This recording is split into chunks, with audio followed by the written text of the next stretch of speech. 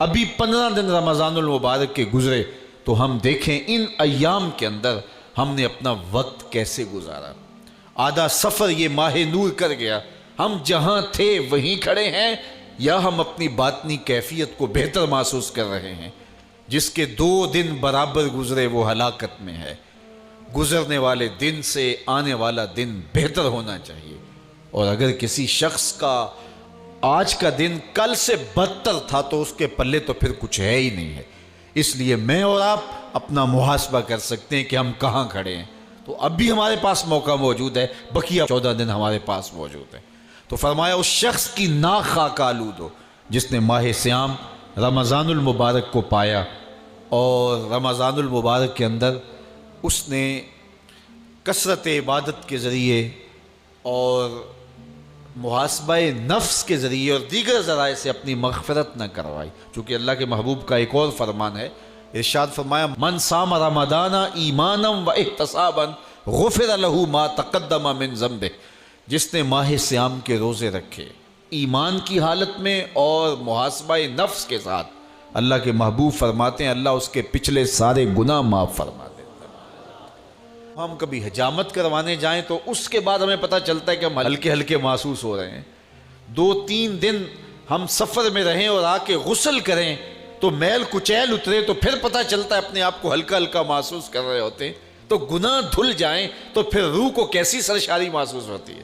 میں اور آپ اپنے آپ کو دیکھ سکتے ہیں کہ کیا ان 15 دنوں کے گزرنے کے بعد ہماری کیفیت باطن کیا ہے، اور اگر ہم اس کو محسوس ہی نہیں کر سکتے تو پھر اس کا مطلب ہے ہم وہیں کے وہیں کھڑے ہیں۔ تو میں اور آپ دیکھیں کہ ہمیں ان 15 دنوں کے اندر حاصل کیا ہوا ہے، اور ہم اچھی طرح اپنے آپ سے آگاہ ہیں۔ ہم اپنے آپ کو کسی دھوکے میں نہ ڈالیں۔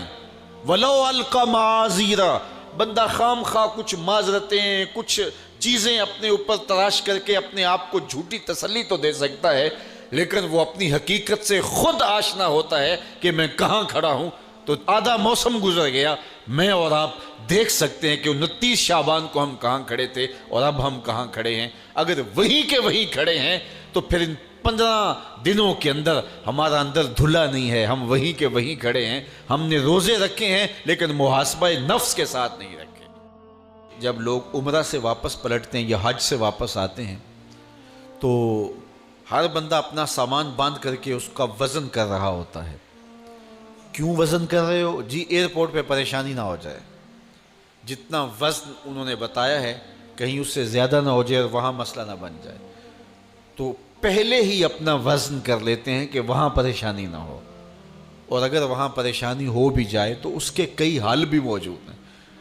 لیکن پھر بھی ہم کہتے ہیں کہ معمولی پریشانی سے بھی بچنے کے لیے اپنا وزن پہلے ہی ہوٹل میں وہاں کر لیتے ہیں کہ ایئرپورٹ پہ پریشانی نہ بنے۔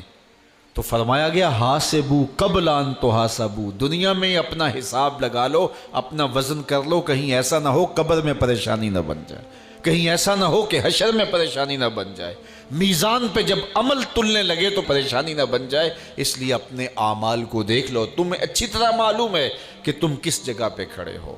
بل الانسان علی نفسہ بصیرہ، انسان اپنے آپ کو خود دیکھتا ہے، اسے پتہ ہے کہ میں کہاں کھڑا ہوں اور میری کیفیت اور میرا باطن اور میرا انداز حیات کیا ہے۔ تو اس لیے ہمیں اپنی اس مختصر زندگی کا جائزہ لگانا ہوگا۔